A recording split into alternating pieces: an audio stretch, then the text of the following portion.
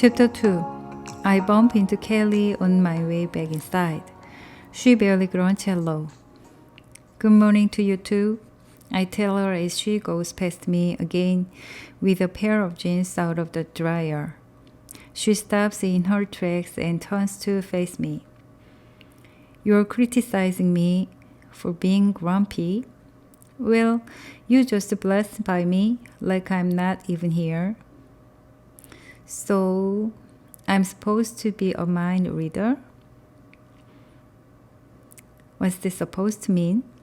She puts a hand on her hip. Look, you act like you hate everyone and everything. You never talk. What do you want from me?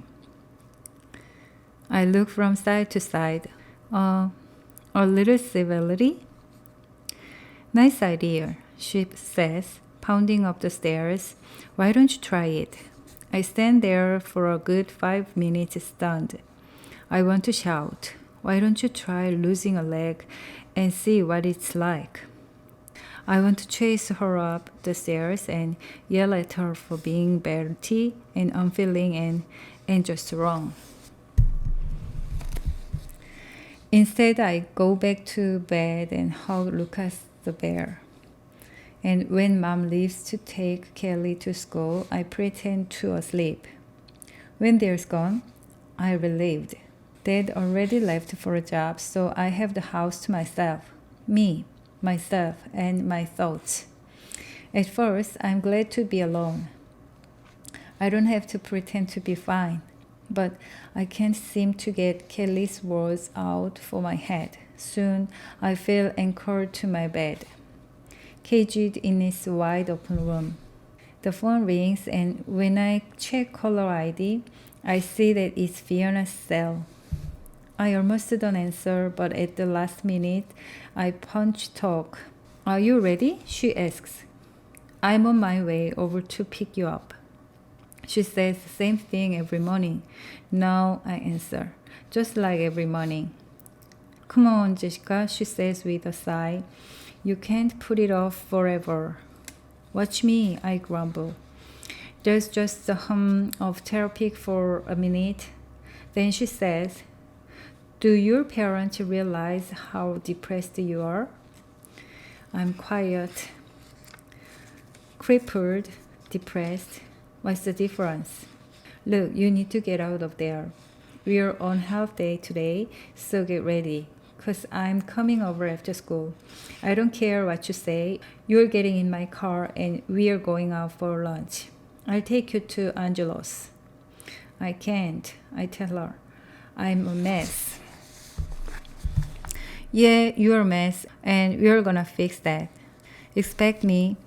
I'll be there at around 1. No, I mean... She hangs up and I fell to staring at the phone. How can she possibly expect me to go out? How can she expect me to deal with any of it? First Kaylee and now Fiona? Why don't they get it? Besides, I couldn't go out even if I wanted to. I haven't had a real shower since the morning of the wreck. They tried once in the hospital, but that was more awkward than effective. And now that I'm home, I've been getting by with half shower, sponge bath, but my hair has only been washed once. The only part of me that gets daily attention is my stump.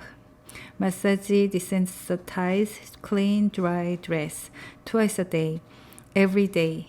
The rest of me feels matted, mangy, and gross. Yesterday, Mom offered to wash my hair in the sink again, but I told her maybe tomorrow. And besides the obvious sleeping hazards of a one-legged shower, there doesn't happen to be a shower downstairs. Just a hot bathroom, a toilet, and a sink. Fiona knows all this, so how can she expect me to go out?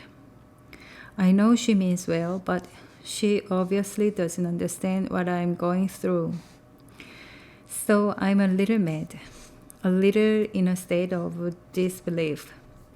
And between Kaylee's sniffy comments and Fiona's insisting I go to Angelo's, I get I get agitated and start hopping around.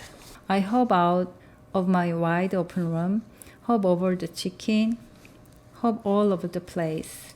It's as close to pacing as I can come. Finally, I find myself at the base of the stairs. I stare up the long flight of steps. I count the treads, 14 including the top landing, 14 hard hops hop. I'm not sure I can do it. I'm not sure I should ever try. It seems an ominous stretch, and I'm already tired from all my senseless hopping around. But up those ominous 14 steps is a shower, a hot, massaging shower. I think about getting a crutch, but I'd have to hop clear back to the family room for that. So I grabbed the handrail with both hands instead. 1 hop, 2 hops, 3. I rest looking up at 11 more steps, then take a deep breath. 4 hops, 5 hops, 6. My arms are doing a lot of work, pulling me up as I hop. I'm panting, so I take a minute to rest, telling myself I'm almost halfway. Then I press on. 7 steps, 8. My good leg is shaking and I feel a little dizzy, so I turn around and sit. I'm past halfway. I tell myself almost there. And then I discover something wonderful. By sitting down, I've gained 2 steps. My foot is on step 8, but I'm sitting on step 10. I put my hands down on the tread behind me, raise my foot to step 9, and push myself up backward.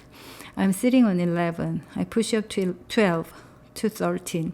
My right thigh is burning from holding on my stump as I push one more time. Then I grab the handrail, hoist myself up, and take a final hop. I look down at the run of stairs and feel an overwhelming sense of triumph. I'm upstairs.